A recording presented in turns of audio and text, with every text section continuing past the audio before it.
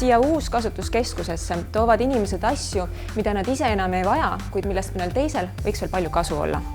Iga inimesega võib ühel hetkel juhtuda see, et nad ise enam oma neere, kopse või südant ei vaja, kuid mõne teise jaoks võivad need osutuda elutähtsateks.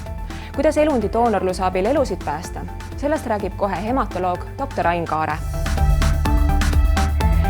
Ain, palun ütle, miks kaaluda eluundidoonoriks hakkamist?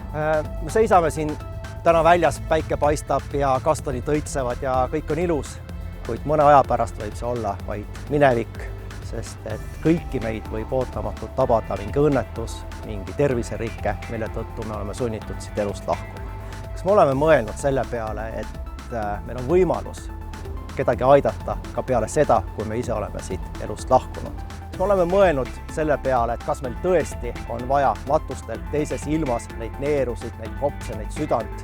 Ei ole, neid ei ole vaja.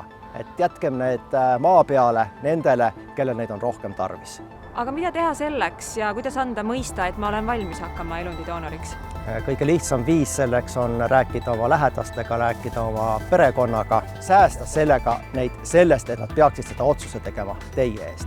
Ja teine, veelgi lihtsam viis enda tahet väljendada on täita digilugu.ee tahteavaldus oma elundite loovutamise kohta.